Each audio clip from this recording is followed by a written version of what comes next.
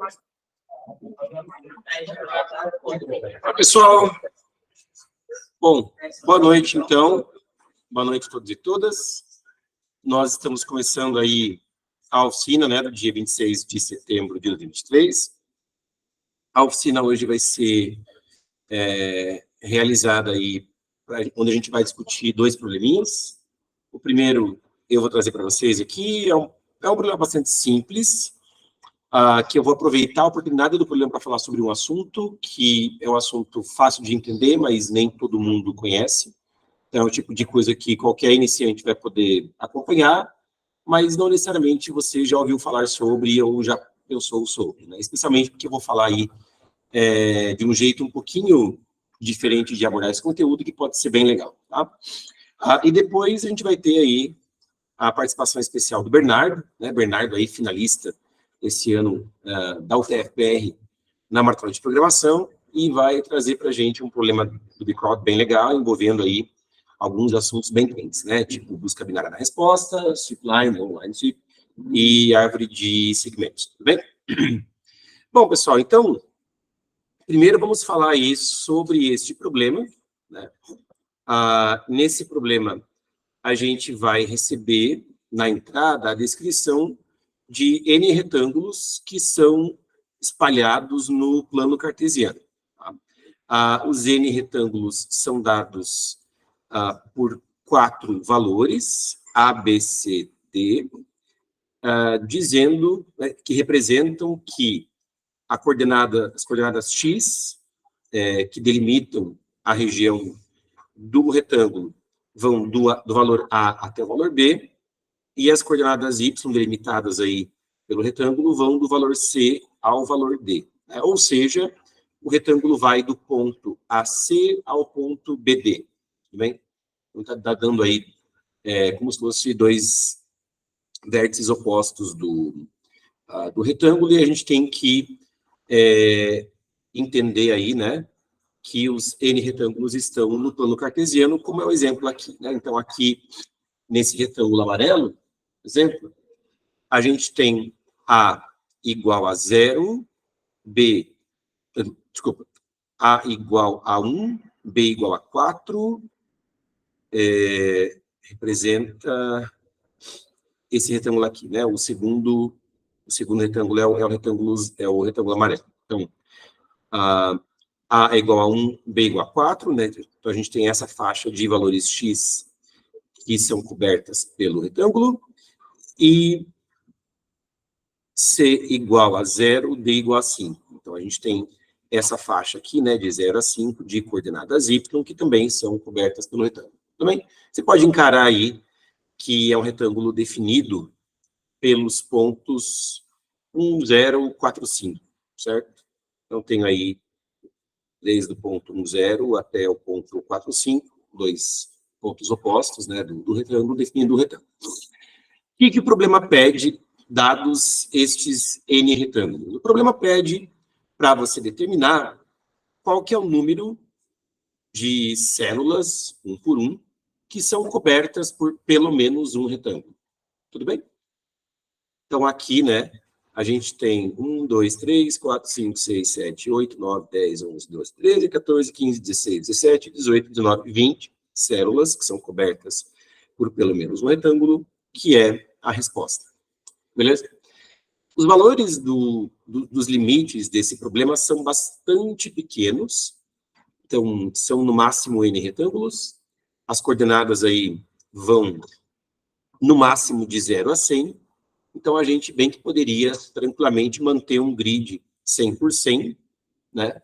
E para cada retângulo lido, a gente vai lá e marca as células do grid que são cobertas por aquele retângulo. A gente pode simular mesmo o processo.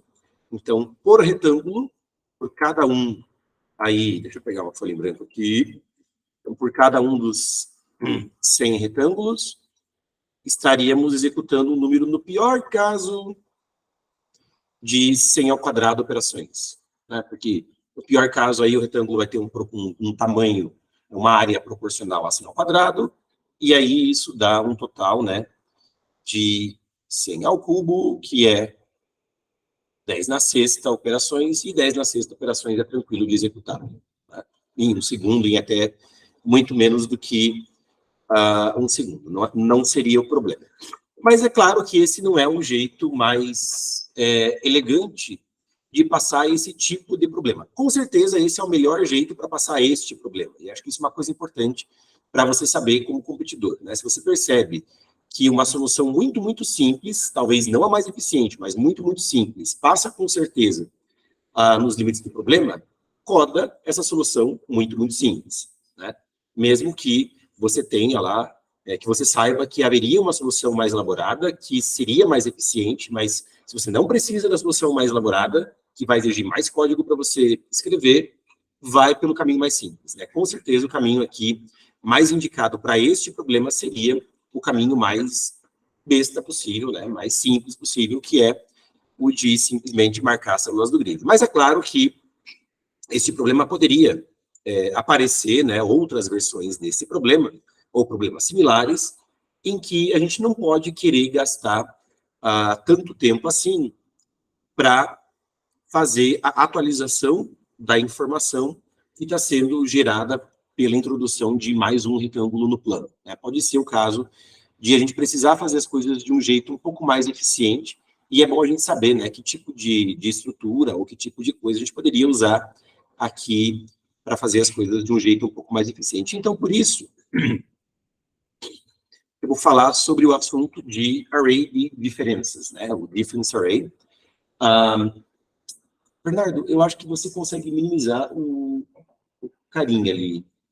Ó, valeu. Então, array de diferenças é uma estrutura bastante simples que nos permite manipular esse tipo de situação, em que a gente tem como estrutura inicial um array, tá? Um vetor, tá? E a gente tem várias operações de range update, né? Então, você vai fazer updates em intervalos desse array, em segmentos, né? Desse array, e essas operações são, por exemplo, de somar ou subtrair, é só um exemplo, mas até poderia a gente pensar em multiplicar outras operações, tá legal? Então, você quer somar ou quer subtrair o valor de todas as posições dentro do intervalo LR do array. Né? Então, desde a posição L até a posição R, você quer ir lá e todas as posições somar D ou todas as posições subtrair D. Que é o caso aqui um caso similar, né, do nosso problema, só que ali não era um vetor, era uma matriz, e a gente quer marcar todas as posições dentro do retângulo que elas ganharam mais um retângulo, né, que elas estão sendo cobertas por mais um retângulo, por exemplo. Então, esse tipo de situação em que a gente tem várias operações de range update e no final a gente quer restaurar os valores do array, né? Então, depois de todas as operações de range update, a gente quer restaurar os valores do array para, por exemplo, saber quantas delas são maiores do que zero, que é o caso do problema, ou fazer qualquer outra coisa, né? A gente pode, para esse tipo de conjunto de operações, utilizar o difference array. Né? As operações a gente consegue executar em O de 1, cada operação de update, e a gente restaura o array todo numa única passada linear sobre o array todo, ok? É claro que essa estrutura não é interessante se você tiver várias operações de query, né? Se eu quiser saber query sobre pontos ou até query sobre intervalos, porque toda vez que eu vou querer restaurar valores do array, eu preciso fazer essa passada linear no array, e aí as queries vão ter tempo ad n, e isso não vai ser bom. Então, se você tem várias operações de query misturadas, especialmente, né, com operações de update, é melhor você usar outra coisa, tipo bit, ou tipo segtree, ou outra coisa. Né? Inclusive, hoje a gente vai falar daqui a pouco sobre segtree, que é uma estrutura muito mais apropriada para esse tipo de situação, né, em que ambas as operações daí teriam tempo odd log n. Lembrando que bit, segtree também são estruturas exploradas na nossa jornada de iniciação. Mas se a coisa é mais simples que isso, que você quer fazer range update, várias operações de range update, e uma única restauração do array lá no final, difference array pode ser um caminho muito apropriado para você seguir, É muito simples e muito eficiente também, né? Porque é linear na entrada. É O de 1 para cada operação na entrada e depois linear no tamanho do array. Isso é realmente muito bom. E o código é muito simples, tá? E é fácil de entender também. Então, vou pegar um exemplo aqui. Eu vou querer, agora que vocês estão me ajudando e preparando muitas coisas nas oficinas, então, quem sabe eu consiga mais vezes já trazer os exemplos prontos, né? Ao invés de ficar desenhando os exemplos aqui e me perdendo e me atrapalhando como sempre, né? Então, vamos pegar esse array com esses valores, 0, 1, 2, 1, 0, 1, 2, 1, 0, 1.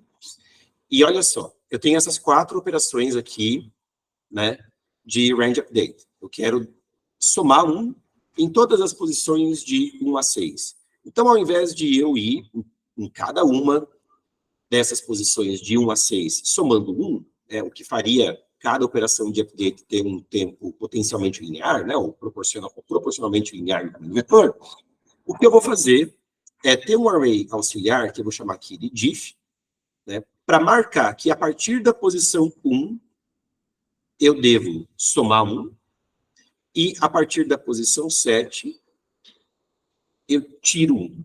Porque qual que é a ideia? A ideia é que depois eu vou ter uma variável, na última passada linear que eu vou fazer para restaurar os valores do array, eu vou ter uma variável delta que vai começar com 0. E cada posição do array, eu vou somar um delta. Tudo bem? E esse array de diferenças vai dizer para mim como eu devo atualizar a variável delta. Ok? É simples assim. Então, eu estou marcando que na posição 1, eu devo somar 1 com a variável delta, e a partir aí da posição 7, eu devo tirar esse 1 que foi colocado antes. Então, se eu tivesse só essa operação aqui, para ficar bem claro, o que ia acontecer? Lá na última passada linear que eu dou para restaurar os valores do array, olha só, na posição 0, eu copio 0. Na posição 1, eu vou primeiro atualizar delta, e sempre a atualização do delta ocorre por primeiro, né? O código, inclusive, está aqui, ó. Cada posição, eu atualizo delta, né? Incrementando com esse array de diferenças. Aqui no código está D, aqui no exemplo está diff. Desculpa, tá? É para ser a mesma coisa. Então, delta vai para 1. E aí, a partir desse momento, os valores do array, eu vou somando de delta, que agora passa a ser 1, né? Então, 1 mais 1, 2, 2 mais 1, 3, 2, 1, 2, 3, né? Porque em todas essas posições, não houve alteração aí do valor delta, né? Em todas as posições aqui do array diff estão com 0. Quando eu chego na posição 7, delta volta para 0, e aí eu volto a somar 0 nos valores do array nessa única passada linear. Bem simples a ideia, né? Não tem nada de especial e funciona para vários updates aí acumulados. Quer dizer, a ideia... porque não está pagando esse cara aqui. Então, a ideia é que, ao invés de ficar restaurando o valor do array a cada range update, eu vou deixando acumulados essas diferenças no array de diferenças e deixo para fazer a restauração de uma única vez no final, né? Então, aqui, mais 1 de 1 a 6, coloco mais 1 na posição 1, menos 1 na posição 7. Mais 2 de 3 a 8, coloco mais 2 na posição 3 e menos 2 na posição 9. Mais 2, blá, blá, blá, mais 2 na posição 3, menos 2 na posição 9. Menos 3 de 0 a 4, coloco menos 3 na posição 0, mais 3 na posição 5. Tudo bem? Mais 1 de 5 a 9, então, acumulo aqui, ó, a diferença que eu já tinha para a posição 5, então ela vai passar a valer 4. E na posição 10, eu colocaria menos 1, mas a gente não tem posição 10 no array de diferenças. O que eu recomendo aqui? Ao invés de você colocar um if no código, né, para evitar exceder os limites do array, às vezes vale mais a pena você alocar o array com mais posições do que precisa, né, e chegar lá e colocar um menos 1, que não vai ser usado, mas evita de você ter que ficar tratando essas bordas, né, do array no seu código. Então, eu coloco menos 1 na posição 10, que é essa posição aqui, que não vai servir para nada. Beleza? E aí, assim, eu restauro, né, todos os valores do array conforme eu preciso. Então, delta vai começar valendo menos 3, e a posição 0 do array vai para menos 3. Agora, delta vai para menos 2 na posição 1, e o valor do array na posição 1 vai ser menos 1. Delta continua menos 2, então a posição 2 do array vai para 0. Delta vai para 0 na posição 3, então a posição 3 do array vai para 1. Delta vai continuar 0 na posição 4, a posição 4 do array vai para 0. Na posição 5, delta vai subir para 4, então a posição 5 do array vai ser restaurada para 5. A delta vai continuar 4 na posição 6, então a posição 6 vai ser 6. Na posição 7, delta vai descer para 3, então a posição 7 vai ser 4. Eu espero não estar me perdendo aqui nas contas, tá? Na posição 8, delta continua 3, então a posição 0 vai ser 3. E na posição 9, delta vai para 1, né? Porque eu tirei 2, a posição 9 vai ser 2. Na posição 10, que já excedeu até os limites do intervalo útil do vetor, delta vai voltar para 0, o que faz todo sentido, né? E aí a gente nem vai computar o A de 10 aqui no exemplo, porque não nos interessa. Tudo bem? Alguma dúvida sobre array de diferenças 1D de uma dimensão? Não, né? Bastante simples. E é uma técnica bem legal, que a gente pode usar e explorar bastante, inclusive quando a gente tem um array 2D. Como que a gente faz difference array num array 2D? Basicamente do mesmo jeito. Só que a gente... Bom, tem algumas maneiras, tá? Tem algumas soluções possíveis de como você estender a difference array para 2D. Essa aqui é a minha favorita, que é a gente ter, além do array de diferenças, a gente ter um array auxiliar que vai determinar nas colunas o que a gente vai acumular para a próxima linha. Então, a ideia geral é que em cada linha eu vou começar com delta igual a 0. E começando em cada linha com delta igual a 0, eu sempre vou considerar, antes, inclusive, de incrementar delta, eu vou primeiro acumular para aquela coluna o valor da matriz de diferenças na posição IJ. Eu acumulo da matriz de diferenças na posição IJ para o acumulado da coluna, e aí, do acumulado da coluna, eu somo e atualizo o valor de delta, que é o valor que eu vou usar depois para restaurar a matriz A. Que se está confuso, o exemplo vai ficar mais claro. Então, digamos que eu queira fazer aqui, né, um range update da posição 0, 0 da matriz até a posição 2 do valor mais 1. Bem? Então, quer dizer que esse retângulo aqui, todas as posições, eu tenho que incrementar o valor com 1. Eu vou assumir aqui que o array A tem todas as posições inicializadas com 0, tá? O que eu vou fazer? Eu vou botar mais 1 nessa posição. De novo, né? Eu quero que as operações de range update possam ser executadas todas em O de 1, e depois, numa única passada linear sobre a matriz, a gente restaura o valor da matriz, tudo bem? Eu vou colocar mais 1 na posição 0, 0, menos 1 aqui. Por quê? Porque eu vou fazer depois as atualizações linha por linha. Mas eu não quero ter que, em todas as linhas, fazer isso. Mais 1, menos 1, mais 1, menos 1, etc. Então, por isso que eu vou usar o negócio dessa estrutura auxiliar aqui, 1D para as colunas, que é depois de onde eu vou pegar os acumulados de cada linha e passar para a próxima. Tudo bem? Mas eu tenho que informar aqui na minha matriz de diferenças onde eu paro de propagar as coisas da linha anterior. Então, é nesse momento que eu coloco menos 1.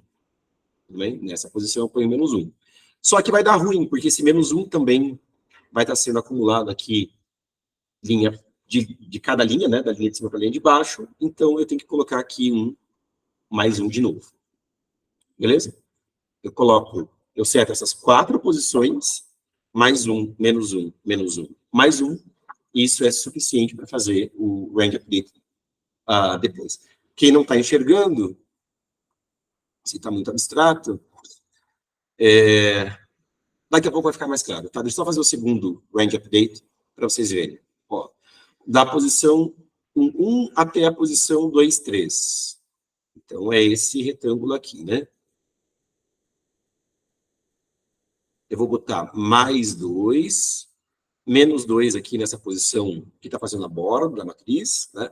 A gente não precisa de borda para cima nem para trás. A gente precisa de borda para frente e para baixo, tudo bem? Então, mais 2, menos 2, menos 2, mais 2, beleza? E aí, olha só, né? Isso aqui eu não... Esquece, isso não precisa. Isso aqui foi erro de preparação do slide que eu fiz correndo, tá? O array de diferenças está aqui mesmo. Então, começo lá com o delta. Olha o código, né? O delta vai começar como 0 em cada linha. Então, aqui, para a linha 0, que é a linha onde eu estou, eu vou primeiro atualizar o valor do acumulado da coluna. O valor do acumulado da coluna, nele eu vou acumular o valor da posição IJ da matriz de diferenças. Então, aqui vai esse mais 1 de diff 00, vai para o vetor de diferenças da coluna 0. Aí, eu incremento delta em relação ao que está no acumulado da coluna, delta vai para 1, e aí sim, eu, a partir do delta, né, incremento de delta a posição IJ do array A. Então, aqui vai para 1. Beleza? Próxima posição, a posição 0, 1, o que acontece? Meu delta está igual a 1. O meu acumulado da coluna está 0, e vai continuar 0, eu não vou acumular nada sobre ele, tudo bem? O delta está 1, então aqui vai para 1 também, certo? Na posição 0, 2, não tenho nada na matriz de diferenças, né? Está 0, matriz de diferenças, está 0 o acumulado da coluna, o delta está 1, então vem 1 aqui. Na posição 0, 3, está menos 1 na matriz de diferenças, vai menos 1 para o acumulado da coluna, delta vai ficar 1 menos 1, então vai para 0, né, porque eu pego o delta e somo com o acumulado da coluna, só que eu primeiro atualizo o acumulado da coluna, tudo bem? E aí aqui vai para 0. Beleza? Próxima linha, delta começa com 0. Então, vou pegar aqui, vai. Delta recomeça com 0, e olha só, por mais que eu tenha 0 aqui, na posição 1, 0, da matriz de diferenças, eu tenho lá um acumulado de mais 1 na coluna, tudo bem? Então, esse acumulado de mais 1 aqui na coluna, já vai subir o valor de 1, que é o que vai fazer eu continuar propagando, né, esses incrementos de mais 1 nessa linha a partir dessa posição, beleza? Então, aqui vai dar 1, aqui o acumulado da coluna vai para mais 2. Eu já tinha delta igual a 1, então delta vai para 3. Aqui vai ser 3, certo? Próxima posição, a matriz de diferenças eu tenho 0. No acumulado da coluna eu tenho 0. Delta continua 3, aqui vai para 3. Próxima posição, matriz de diferenças está 0. O acumulado da coluna está menos 1. Então, delta volta para 2. Olha a mágica aqui, né? Que bonitinho. Então, aqui, na matriz A, eu vou ter 2, o que faz todo sentido, né? Porque é só nesse quadradinho de dentro que eu tenho interseção dos dois retângulos, então só esses caras aqui eu vou ter o valor 3, e aqui eu tenho que ter 2 mesmo. Tudo bem? Na próxima linha, a gente reseta a delta com 0. Aí o acumulado da coluna está mais 1, então delta vai para 1, aqui vai para 1. Acumulado da coluna na próxima posição está mais 2, o delta está 1, então delta vai para 3, aqui vai ser 3, aqui o acumulado da coluna está 0, então aqui vai ser 3 também, aqui o acumulado da coluna está menos 1, então delta desce para 2, aqui vai para 2. Na próxima linha a gente reseta delta para 0, tenho menos 1 na posição da matriz de diferenças, esse menos 1 abaixa o acumulado da coluna a 0, delta continua 0, então aqui vai ser 0. Próxima posição, tenho mais 2 no acumulado da coluna, mas eu tenho menos 2 na matriz de diferenças, aqui vai para 0, delta está 0, então aqui 0. Próxima posição da matriz de diferença 0, 0, delta 0, aqui 0. Olha aqui, né? Eu tenho menos 1 na matriz, no acumulado da coluna, mas eu tenho mais 1 no array de diferenças. E aqui vai para 0, 0, 0, e tá tudo bem. Beleza? E funciona bonitinho, código simples, e a gente vai usar essa estratégia lá para resolver o problema dos retângulos, só para vocês terem o código, tá? Apesar de não ser necessário. Beleza? Alguma dúvida, pergunta, comentário? Não? Legal? Todo mundo com cara de que entendeu? Isso é bom.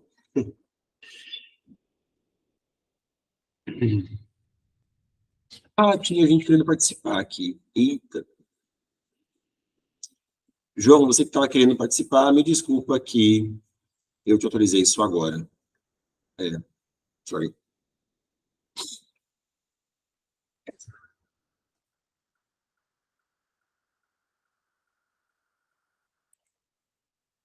Uh,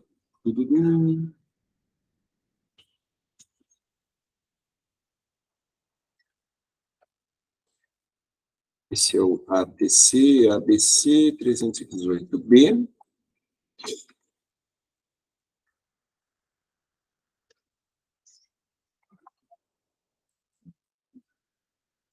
Eu vou ter o array de diferenças, o meu grid,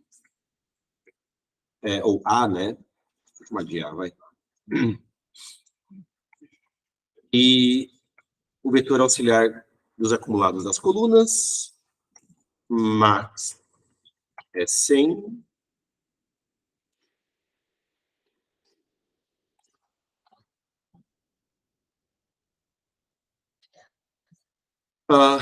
Vou ter o número n de retângulos. Vou ler os n retângulos. Lá eles chamavam, né, os 4 valores dos retângulos de ABCD. Então, deixa eu voltar e chamar esse cara aqui de grid, vai.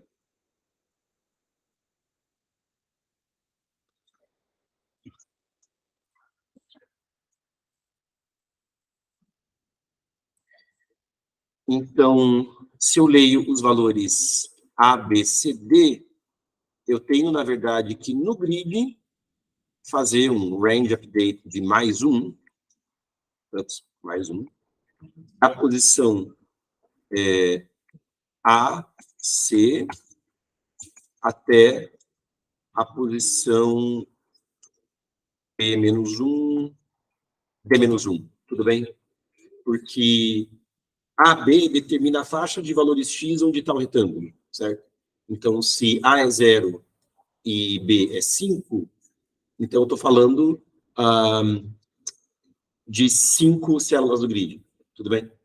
E, só que de 0 a 5 eu tenho 6 números, então é para ser 5, né? Porque A, B, C e D estão determinando um intervalo real. Eu tenho que converter isso para o discreto, por isso os pontos aí, né, são de AC a B de menos 1. Para vocês terem um código aí, sei lá, um pouco mais interessante para o caderninho, então eu vou chamar de x1, y1, x2, y2, e aí, quer dizer, eu estou definindo mesmo um retângulo do ponto x1, estou definindo um retângulo aí, né, ou Estou definindo uma operação de range update desde a célula x1, y1 até a célula x2, y2. Então, x1 é A e y1 é C, x2 é B-1, y2 é D-1. Beleza? E aí a gente vai fazer aqueles 4 incrementos lá que a gente viu no slide, né? Então, diff de x1, y1, a gente incrementa, deixa eu inicializar, né? Essa matriz aqui, diff, ups.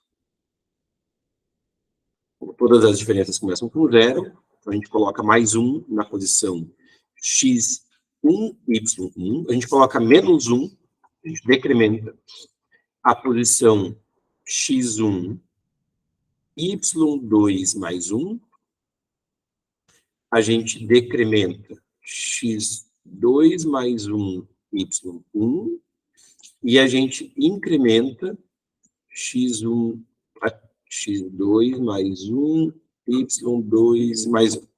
Beleza? Vai colocar aquele mais 1, menos 1, menos 1, mais 1 que a gente viu no slide. E é isso, né? Aqui a gente lidou com as operações de range update.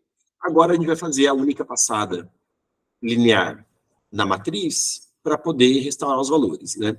Então, eu vou primeiro inicializar aqui o vetor dos acumulados das colunas e vou fazer a passada. São as posições de 0 a 100, inclusive, né? Que eu preciso considerar.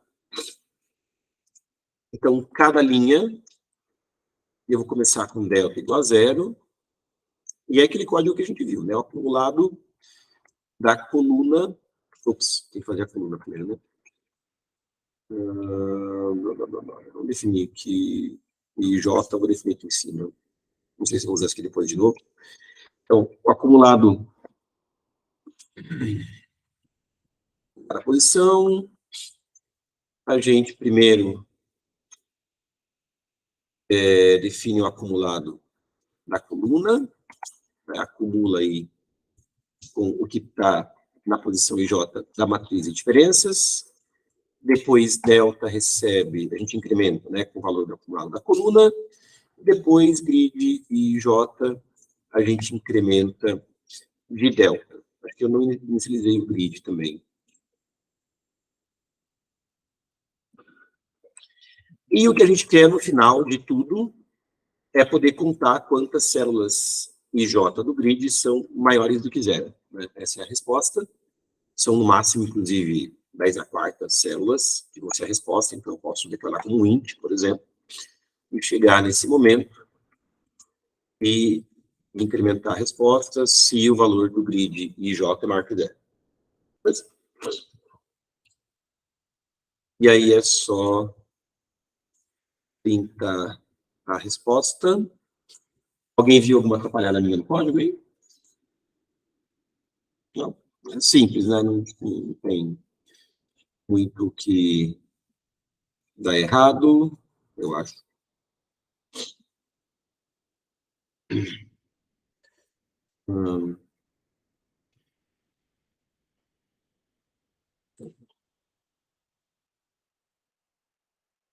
Beleza, eu vou compilar. É que eu salvei o código aqui. ATC, blá, blá, blá.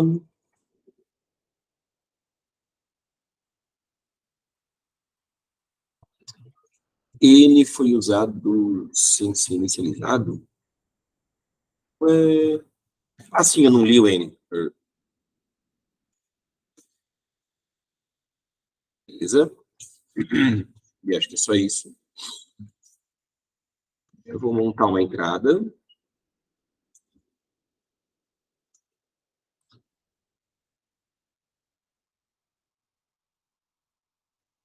Essa entrada aqui é a primeira, né? Que é a resposta é lente.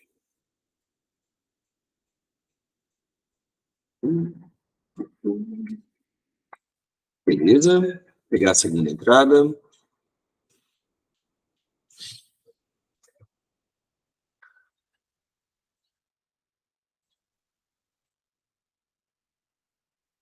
Resposta 10.000, que é a resposta. Legal. E a terceira entrada, que é 65. Beleza. Vamos, então, submeter o código. Ups.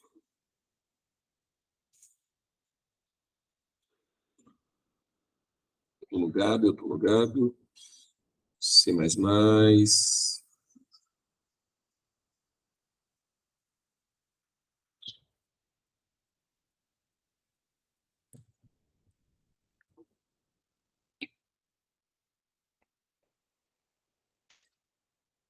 E passou o código. Tudo bem, pessoal? Legal. A gente vai ter, na sequência, a participação aí do Bernardo, né, que vai fazer aí o próximo problema. E logo depois, então, da participação do Bernardo, a gente vai ter um tempo para vocês treinarem, né? A gente fica aqui no clube hoje até as 9h30. Eu vou encaixar o intervalo agora entre eu e o Bernardo por causa do setup. E aí, depois que o Bernardo terminar a apresentação, vocês já podem ficar no laboratório e seguir para o treino, tá bom? Então, até logo, pessoal.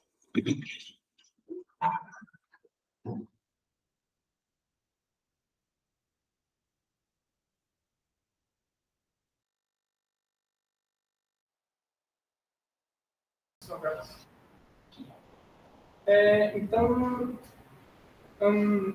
a gente vai resolver um problema.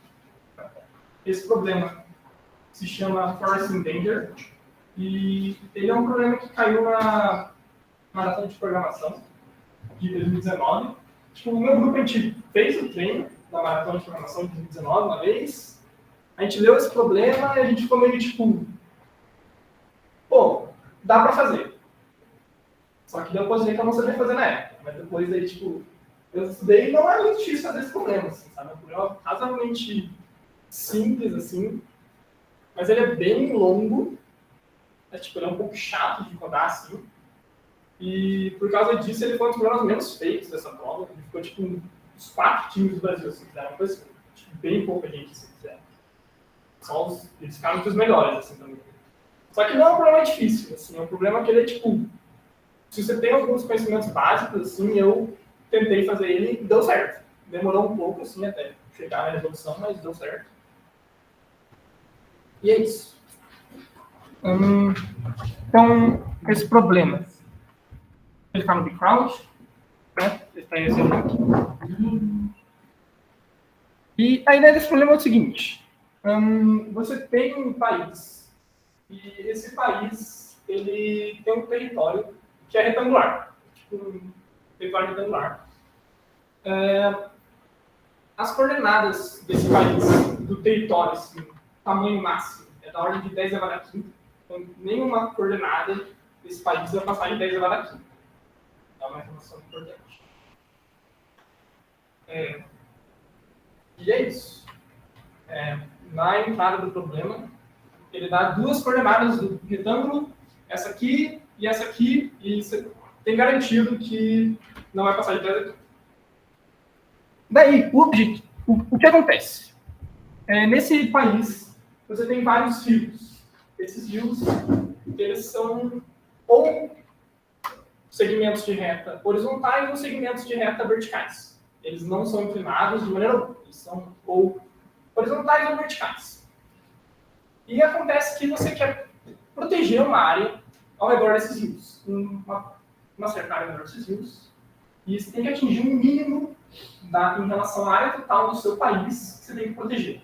Por exemplo, digamos que para cada rio eu tenho que proteger uma área que, dado as extremidades dos segmentos de reta, eu subtraio um valor, tanto em x quanto em y, eu vou acabar num ponto que seja esse ponto aqui, e some um ponto, e some esse mesmo valor no outro canto do segmento de reta, eu vou acabar com um retângulo, digamos, em volta do rio.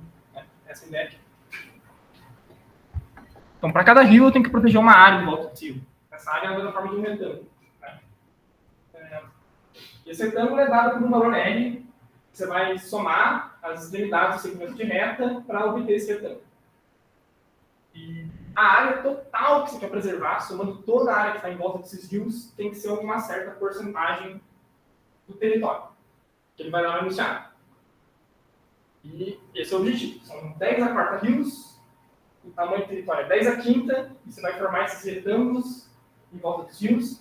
Você tem que achar qual que é esse valor R que vai ser ideal para proteger aquela área do território.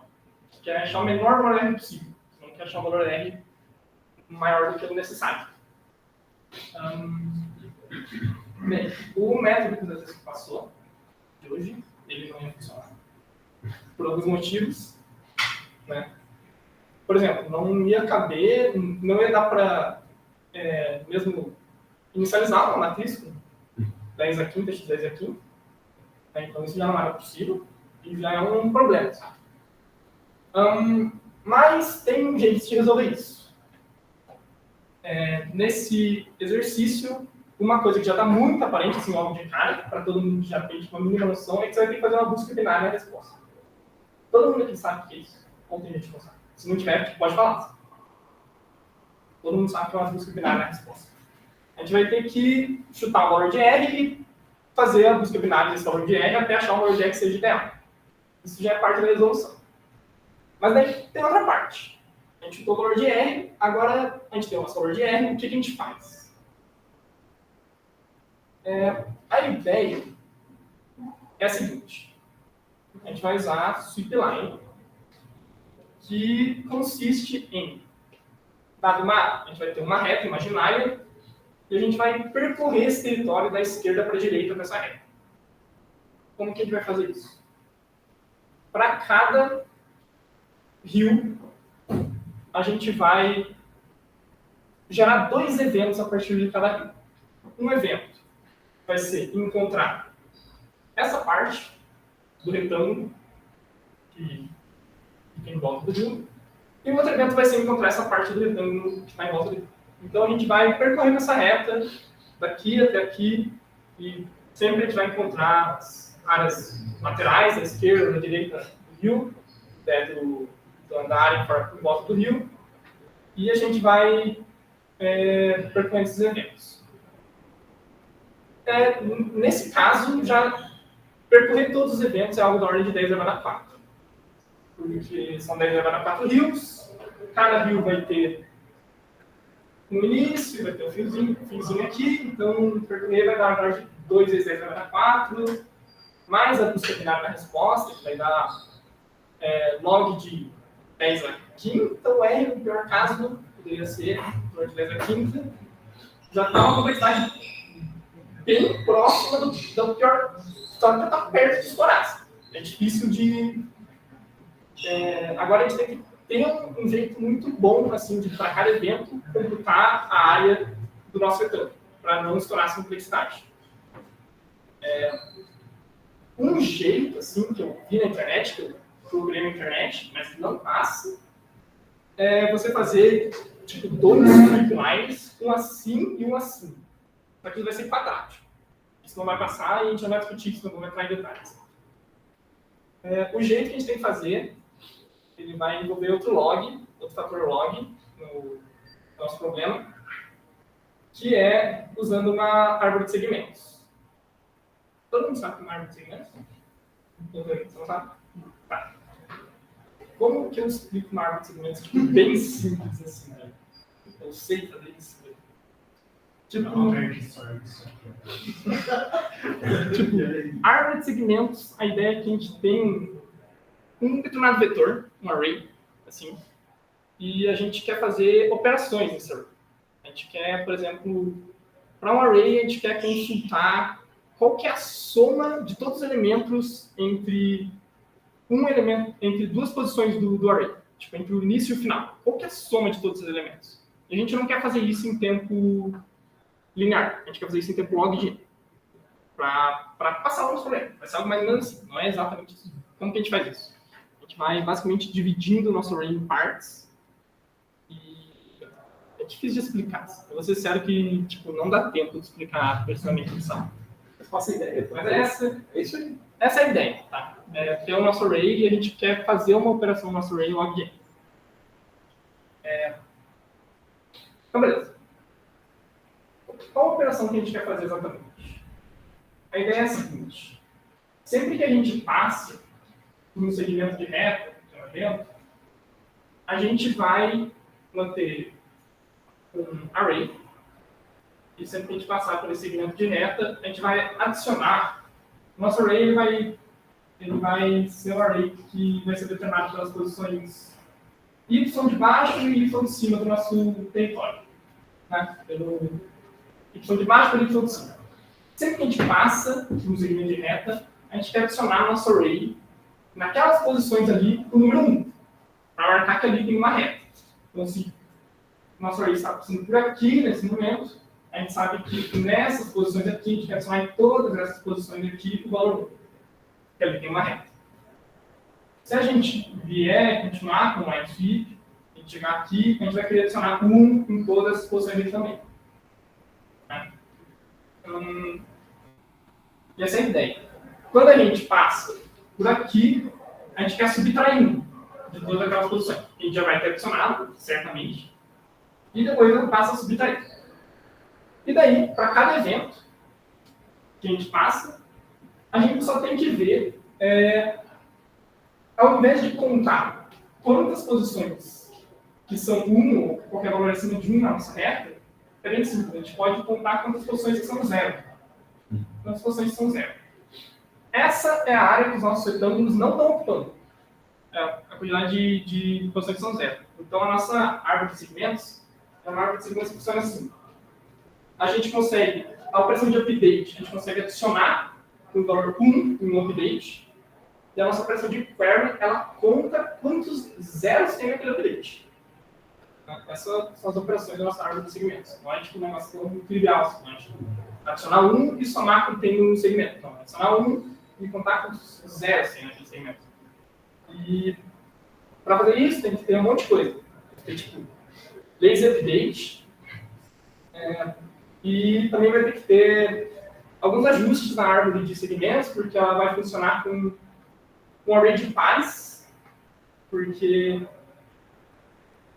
para contar quantos zeros que tem no segmento, a gente tem que pensar que não basta armazenar quantos zeros que tem aquele segmento ali.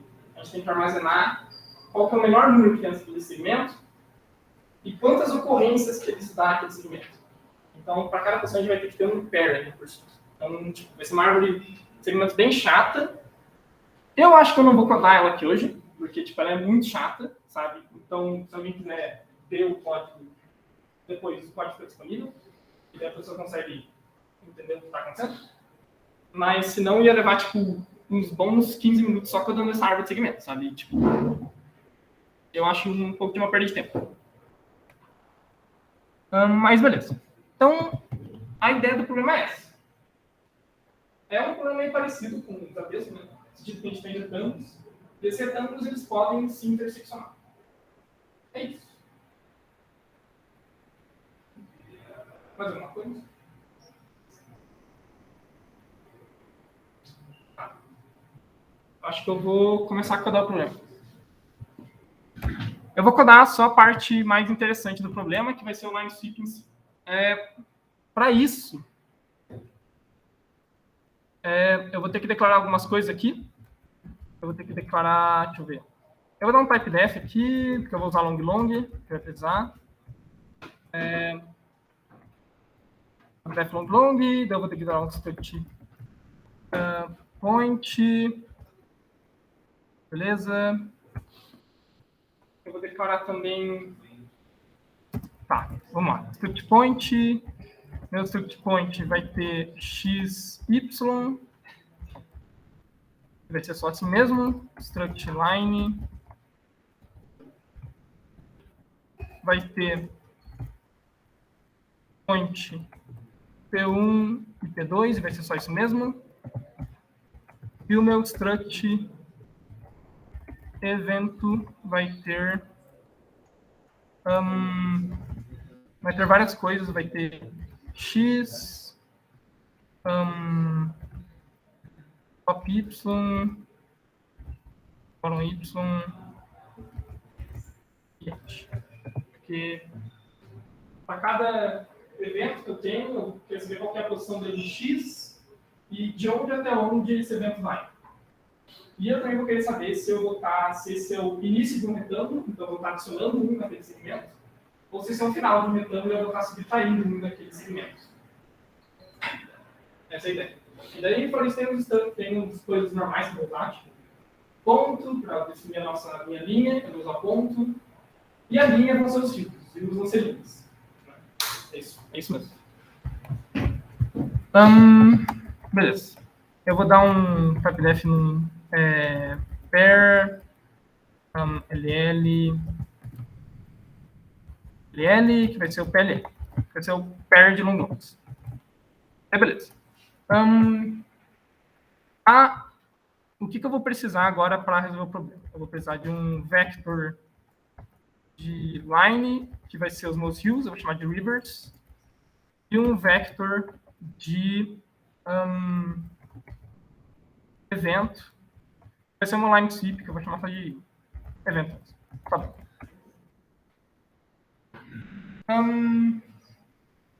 Vou precisar de mais coisa. Sim, vou precisar de mais coisa. Vou precisar da árvore de segmentos. A árvore de segmentos, vou copiar daqui a pouco. Então, no meu int main, o que eu tenho? Eu tenho n, que é a quantidade de hills.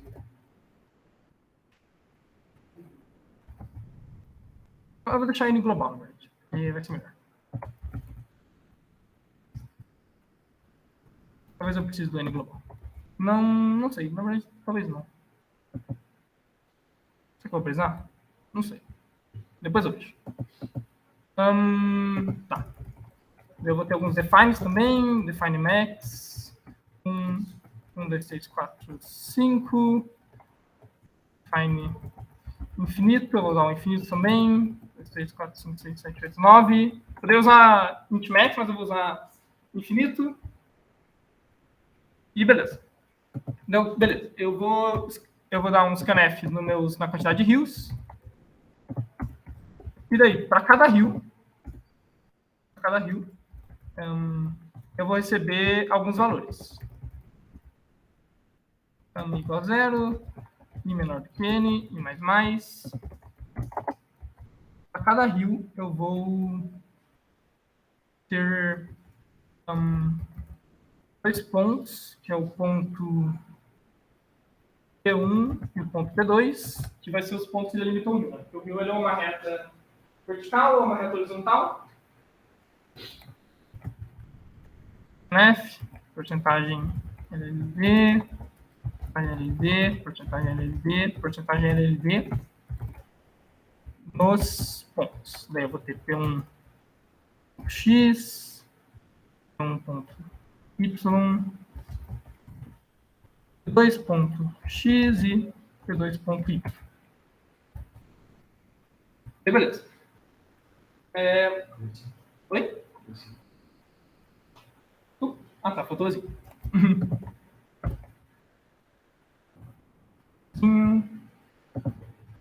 Beleza. Aí,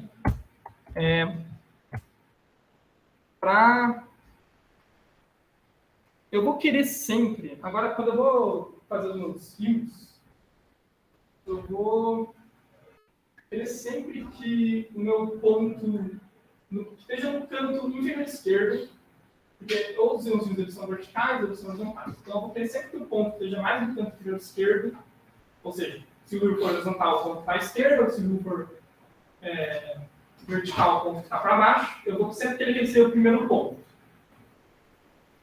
Isso vai facilitar um pouco na organização do problema depois, quando eu for criar um rio.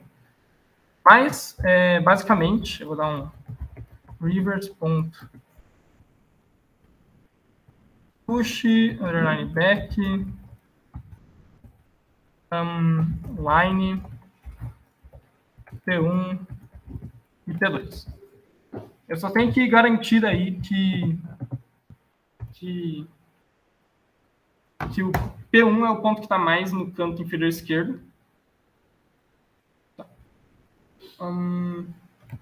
Beleza, vou fazer isso com if. If P2.x for menor do que o P1.x, isso significa que o P2 tem que estar antes do P1, ou se o P1, o P2.y for menor do que o P1.y, isso também significa que o P2 tem que estar antes do P1. Eu só vou dar um swap. Isso. Então, beleza. Aqui eu li todos os meus rios e coloquei eles todos no meu vetor de rios. Daí, para agora, eu vou ter que dar um scanf no P, double P, que é a porcentagem do território que eu vou ter que cobrir.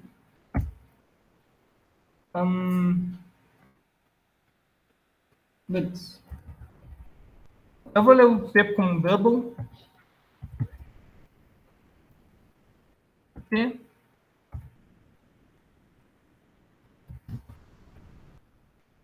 E agora eu também vou ter que pegar as bordas do território. O território, ele vai ser dado por 2 pontos. Ele dá na entrada 2 pontos.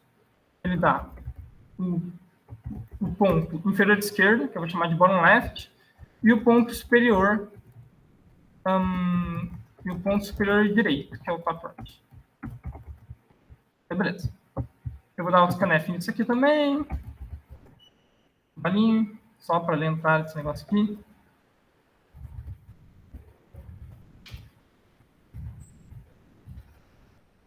Beleza. Seu bottom left.x e bottom left.y. Acho que eu vou dar uma cabelinha aqui para dar para ver. Aí eu vou dar o top right.x e o top right.y. E é isso. Daí, agora acho que eu li toda a entrada. Tá. Beleza. Essa era toda a entrada. Então, beleza. Agora, a gente vai fazer a busca binária na resposta. Para fazer a busca binária, eu vou precisar eu vou chamar... Eu sempre tenho o valor da esquerda, que é o valor menor, e o valor da direita na busca binária.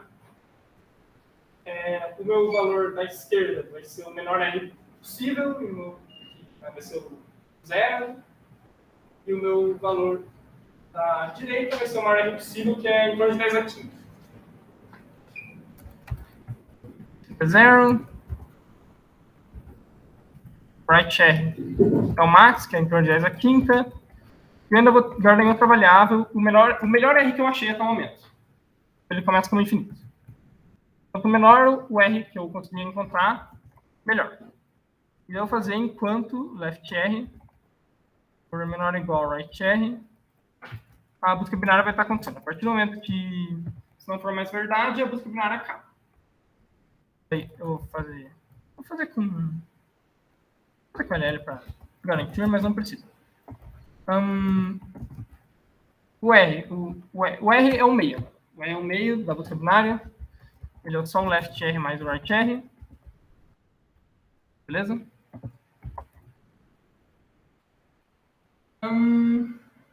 Tá. Agora, eu tenho que percorrer para cada rio. For igual a 0, i menor do que n, i mais. Tem que percorrer para cada rio. Adicionar o valor de R no segmento do rio para fazer um evento. Vou fazer 2 eventos no caso. O evento que eu vou adicionar o retângulo do rio e o evento em que eu vou retirar o retângulo do rio da segment dele. Como é que eu faço isso? Eu vou ter...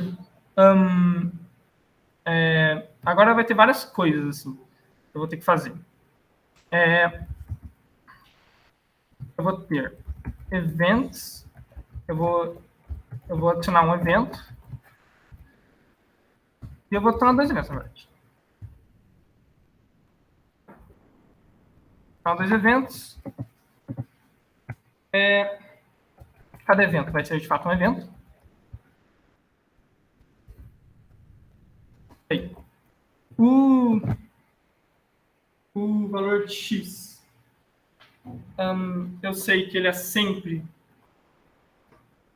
vai ser sempre o máximo vai ser o máximo entre o primeiro valor da minha linha, porque eu armazenei o valor menor do primeiro valor, então ele sempre vai ser o máximo entre o primeiro valor e a borda lateral e a borda esquerda do território. Nunca vai ser menor que isso. Não pode ter um retângulo que sai da borda do seu território. Então ele vai ser a borda entre reverse e ponto P1 ponto x menos o r, vírgula, a borda do território, que é o bottom left ponto x. E no evento que eu vou retirar o rio, ele vai ser o mínimo entre o segundo ponto do rio mais o r e a borda direita do território. A borda nunca vai poder sair da borda direita do território.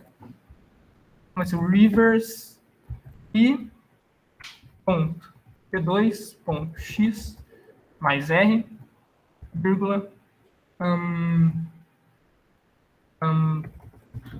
top right ponto x.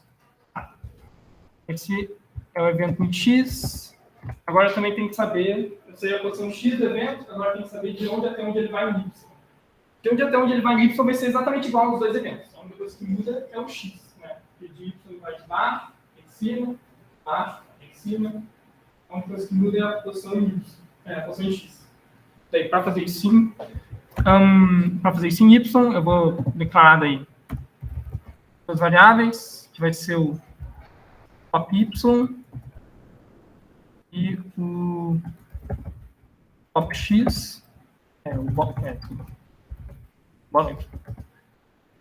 top y vai ser o mínimo entre o top right ponto y e o reverse e ponto P2 ponto y mais o R. E o bottom y vai ser o máximo entre o bottom left ponto y e o reverse e ponto P1 ponto y menos R. E daí, no evento aqui, eu vou poder adicionar acho que é o primeiro o top y e depois o bottom y. Top y, bottom y, vai ser 1, porque eu vou estar adicionando 1 na segment tree. Vai ser o top y, bottom y, menos 1, porque eu vou estar retirando 1 da segment tree. E eu acho que é isso para adicionar todos os eventos. Tá. Daí... Pode dar um clear nos eventos a cada R? Tá. Eu vou dar um clear no final, acho. Mas tudo faz, né? Eu vou dar um clear events. Mas dá certo no início também. Daí eu vou ordenar os eventos. Events.begin, events.end, e eu vou ter que fazer uma função lambda também para comparação de eventos, porque no caso eventos não vai ter os comparadores necessários os operadores necessários para fazer a comparação. Então vai ser events, vai ser o evento E1 e o events E2. E isso aqui vai ser o seguinte. Vai ser... eu tenho que retornar o que é menor em x. Return E1.x menor do que E2.x. E é isso. É a função de comparação, é bem simples até. Daí eu vou ter a minha segment tree, agora vem a parte da segment tree. Então, beleza, eu tenho todos os eventos, e todos os eventos estão no meu vetor de eventos, ordenados em x. Então, para cada evento que eu tenho um retângulo na parte da esquerda, eu adiciono 1, para cada evento na parte da direita, eu retiro 1. Agora eu tenho que fazer a segment tree. A segment tree, assim, não vai dar tempo de fazer, porque o código dela é muito grande. O código dela é tudo isso aqui. Posso passar por ele rapidinho, mas é muito código.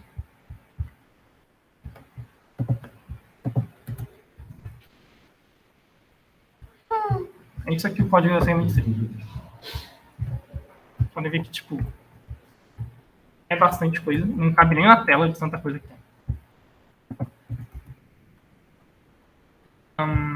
A segment tree, no caso, ela é uma segment tree com esse propagation. Ela tem que ter uma função combine, porque quando você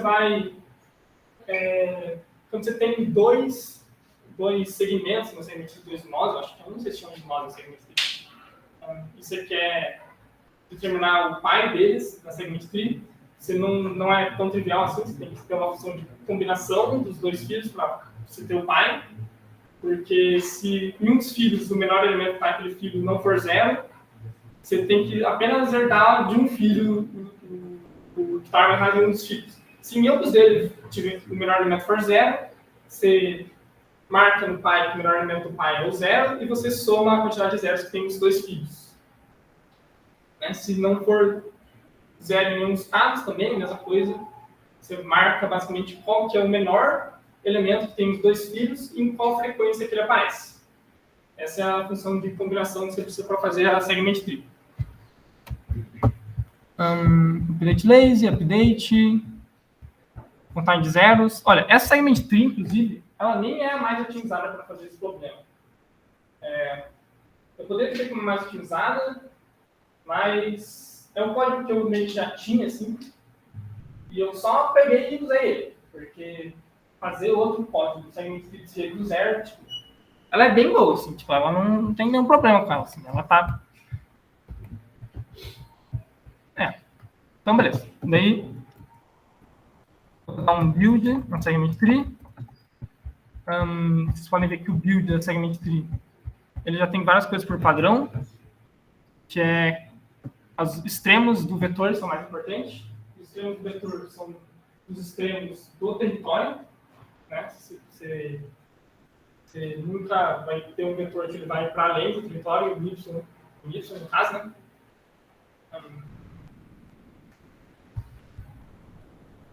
Update. Update ele também já tem várias coisas por padrão aqui que eu coloquei. Acontece a mesma coisa que o texto comentou, que essas são coordenadas discretas, então eu estou tendo que subtrair 1 ali, porque para não contar a uma área a mais do que eu estaria contando de verdade, eu tenho que subtrair 1. Isso é meio difícil de visualizar, para ser sincero. Tem que realmente parar para pensar, ou você vê um exemplo, tipo, o texto, eu acho que ele mostrou rapidinho assim, isso. É algo que você tem que parar para visualizar mesmo. Não vou chegar a mostrar agora, mas isso aqui é um intervalo que você tem que subtrair 1 por causa da natureza dele.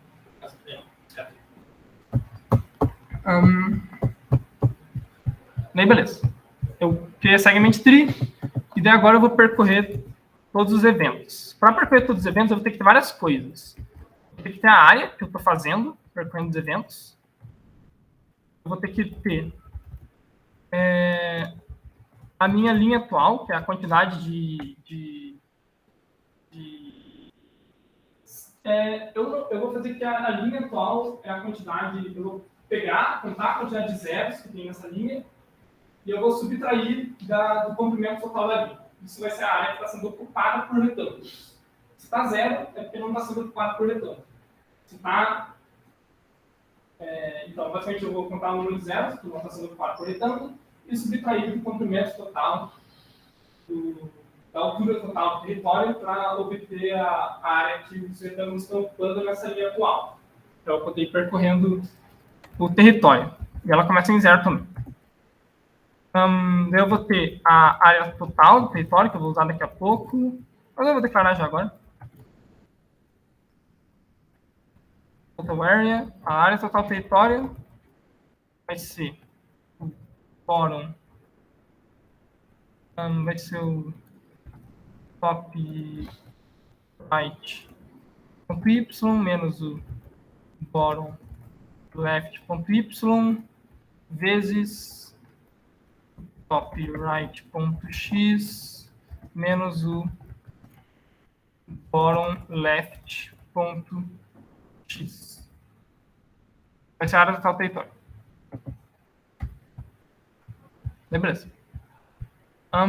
Precisa de mais alguma coisa? Total area. Ah, tá. Eu vou precisar de uma coisa assim.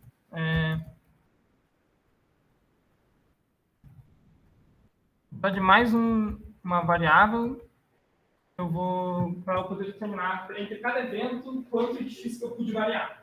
Entre cada evento, a quantidade de x que eu pude variar, eu vou multiplicar pelo tamanho da linha que deu nesse intervalo, que existia nesse intervalo, para obter o quanto de área que eu consegui, para ter a quantidade de área que você teve naquele intervalo.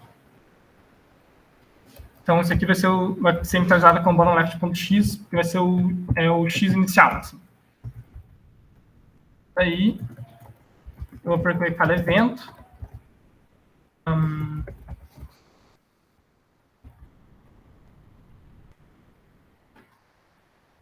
Beleza. Vou percorrer cada evento. E para cada evento, eu vou somar na área igual current line vezes o x que eu estou do evento atual, e ponto x menos o prev x. Vai ser a quantidade de área que eu vou somar na linha atual. Daí, eu vou atualizar o prev x para ser o x atual. E daí, eu ainda tenho que atualizar a linha. Porque a linha pode ser que, já que eu cheguei no evento, agora a linha vai alterar para os eventos futuros. Como que eu vou atualizar a linha? Eu vou ter que fazer um update na segment tree. Mas vai ser um update bem simples aqui. Deixa eu ver quais são os valores da segment tree. LRED, tá. Vai ser o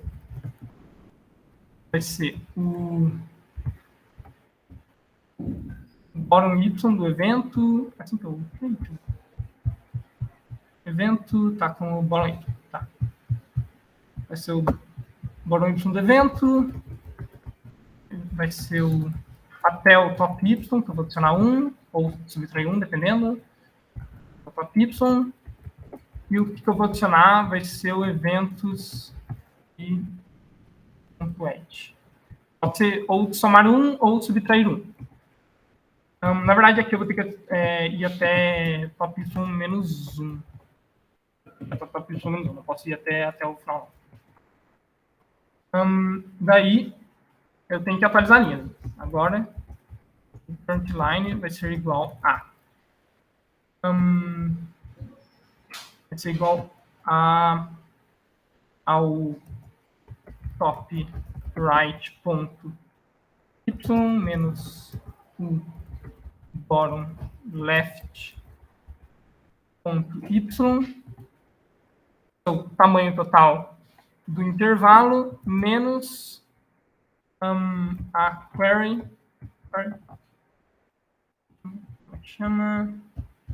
menos o count zeros, que eu chamei, que é contar de zeros, que tem naquele intervalo. Count zeros. O count zeros vai ser do vai ser do intervalo inteiro, vai ser basicamente do intervalo inteiro. Eu poderia nem estar passando esses parâmetros aqui, eu poderia já ter citado para contar do intervalo inteiro logo. Mas, nesse caso, estava assim, então ficou assim mesmo.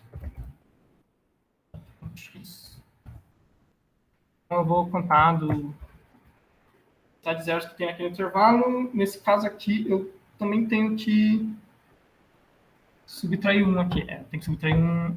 Na verdade, esse aqui não é o ponto x, né? Esse aqui é o ponto y. Eu também tenho que subtrair um aqui para fazer a contagem. Daí, eu vou verificar se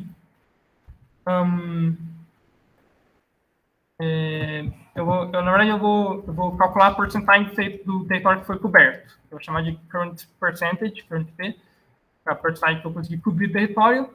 Vai ser a área dividido pela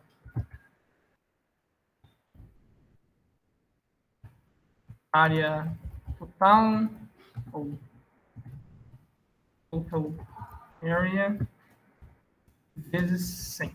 Só que eu tenho que converter isso aqui para dano. Essa conta aqui vai dar números de ponto flutuante. E daí eu tenho que verificar se o current P ele é maior ou igual ao P. Eu posso fazer isso aqui, porque isso aqui é double. Melhor fazer com epsilon.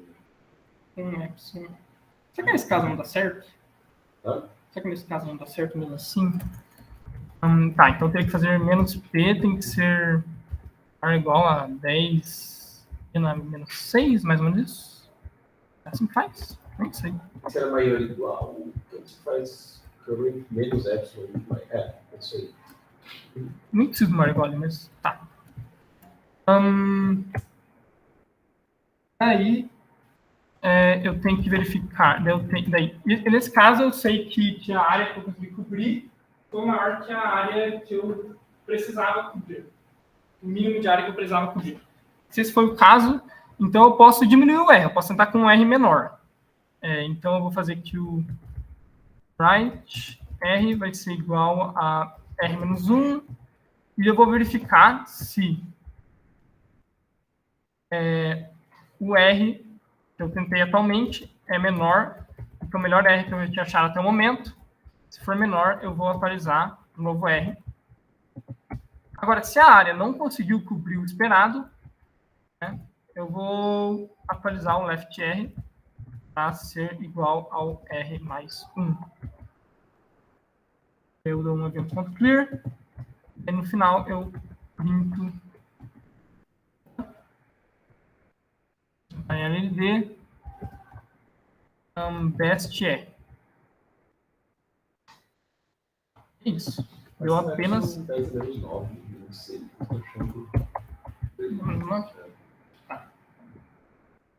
Tá. Deu apenas 118 linhas de código. Tem um typo na linha 95 lá.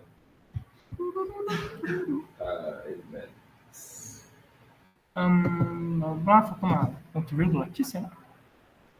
Não, ali, linha 95 só. O primeiro é events. Tá. Isso? Acho que na tua lenda dele, events só. Epa, verdade. É verdade. Olha esses nomes de variável aí que não faz o nome. Event. Tem mais erros ainda. Faz Syrian. Warnings. Include, mas aqui tá. Include. Tá, peraí. O que tem errado? Depois do second period, eu não lembro agora, mas acho que era um point, era um outro type. Assim. Um current key não tava igual. Deixa eu ver. Current point, tá aqui, tá declarado. Mano, vamos tentar compilar isso, pode ver o que acontece. Okay? O compilador mostra os cycles pra gente. Mais, f.cpp, ifwall, ifo2. Tá, deu alguns erros mesmo. Type def,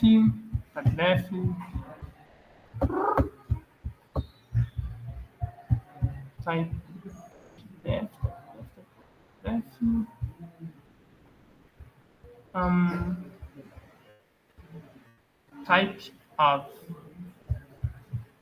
type def, tá certo.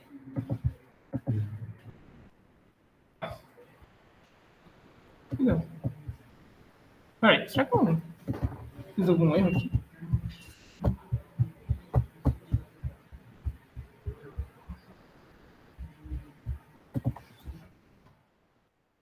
Por que está errado aqui?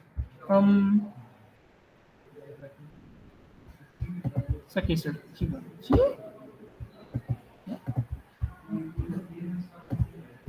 É aqui.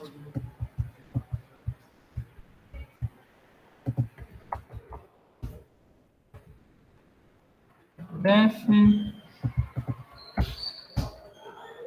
Mais. Blá.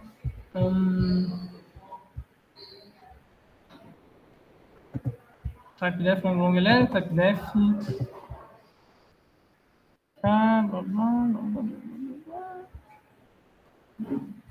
Well, invalid declaration before rivers. Blá blá. Faltou ponto e vírgula. Beleza. Agora deu um errinho de STL. Tá. Isso aqui faltou fechar um parênteses ali. Isso aqui só faltou fechar um parênteses.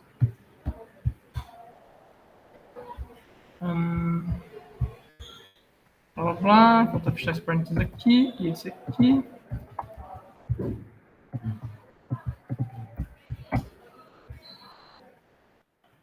E events pushback, primary expression, event. Tá. Faltou. Beleza. Cadê o events.pushback? Isso aqui não precisa, né? Tá errado.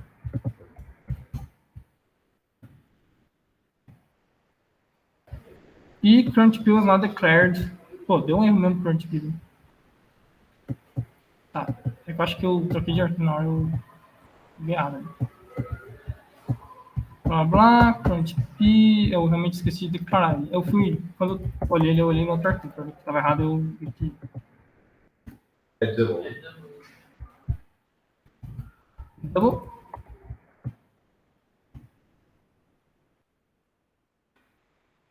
Tá. Tá, isso tá tudo bem. Agora, eu não sei fazer um TMP no Windows. Eu vou ser sincero. Então, eu vou rodar o meu a.exe aqui. Que se chama a.exe, se não me engano. Para mandar o TMP.1 é igual no Windows. É igual? Certeza. Tá falando do menor arquivo, né? Sim, tá certo. Isso aqui, tomara que esteja certo também.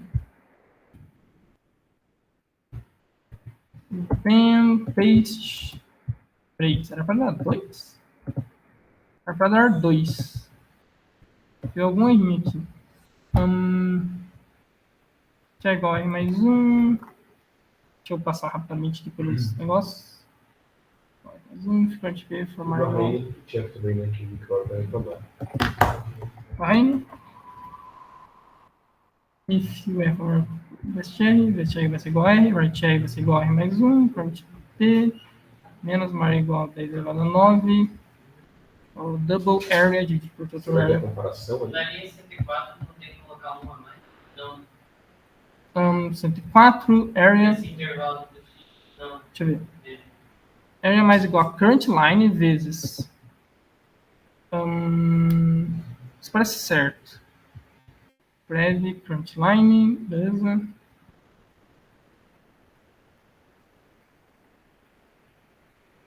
Write menos 1 aqui, tá menos 1. O update tá no. Menos 1, events edge. é igual a 0, current line igual a 0. Nessa linha do 107, não precisava ser mais um, porque se não tivesse nenhum zero, deveria ser top right ponto y, bottom left ponto y mais um. Né? É todos. Deixa eu pensar, velho. É? Não. Antes você já tirou antes. Eu no campo service. Eu acho que não precisa, velho. Não, é.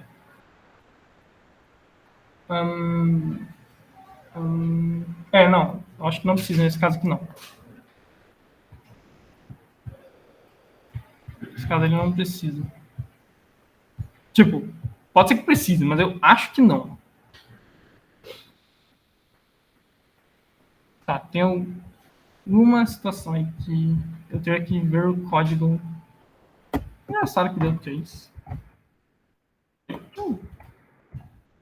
Verificar mesmo se deu 3. Quanto é que deu aqui? Paste, blá blá, deu 3. Left, right, sobre 2. O código do teu ensaio no Windows tá dando 2? Deixa eu ver. Vou compilar isso aqui.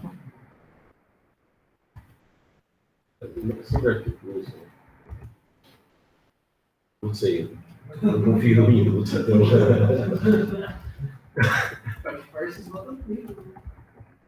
É.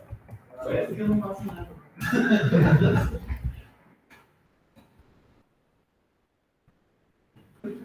Ok. Barra xz. Paste. Ué, deu 3 também. Engraçado. Tava dando 3. Talvez o Bicrop. O exemplo. O sample do Bicrop. Não, pera. Porque O código do teu ensaio passou lá, certo? passou o código. Aí tá. É o sample do Bicrop, tá errado. Não é não. Não é? Não é. Porque eu já vi isso acontecer. Eu já vi esse sample do Bicrop, tá errado. Pô, eu submeti esse código, engraçado. Acho que eu submeti, tipo, exatamente esse código aqui.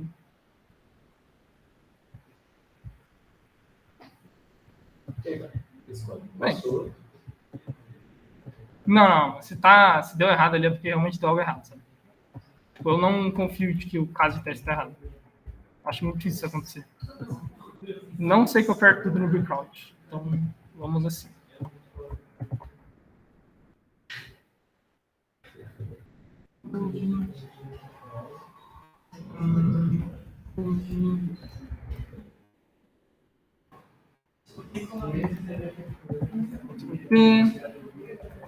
Mais passo ponto 2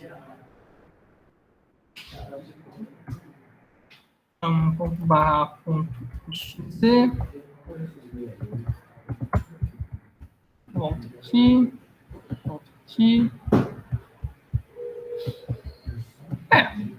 deu algo errado, eu não sei o que deu. Eu submeti exatamente esse código.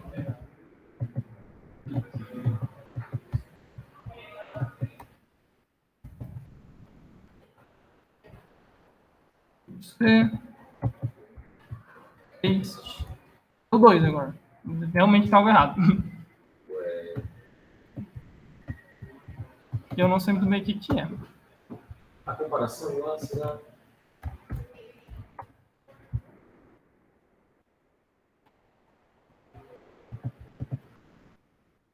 Tá. Vai ter a comparação. Do código que você submeteu a comparação assim. Não era com 10 a menos 9.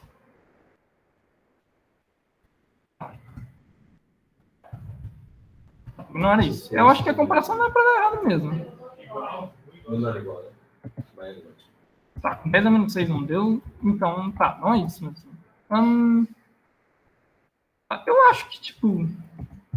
Eu vou tentar achar o problema rapidinho o que é. Ah, era isso. Era isso. Não é possível que era isso.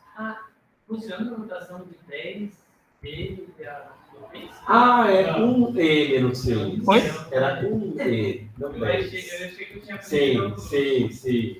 Assim. 1E é menos 6. 1E menos 9. Vai, tá por aí. Mas Pra mim, deixa essa feliz. é que você sabe, menos 8 daí? Tá? Não, menos 8. Tá, não é esse código que eu tenho que compilar, mas deixa eu compilar aqui, F. Daí o .xz, paste, trade de novo, ué. Então é a comparação. Faz o maior igual. Tá, eu não estou entendendo. Meio. Aqui. Mas o P você leu como. Deu 2. Ele é um double. Tanto o P. P é double? P. O P, pode ser que eu tenha falado dele errado. Não, P é um double também. Ele é um double. Ah. Por quê? Aí. Bem, eu vou investigar isso. Talvez o erro lá do 10 menos 9 assim tá muito.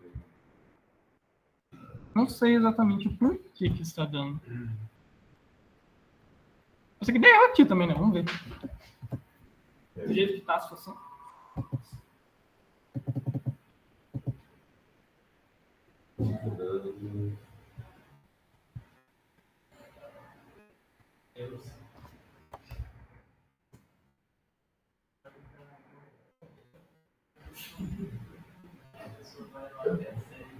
Erro desconhecido.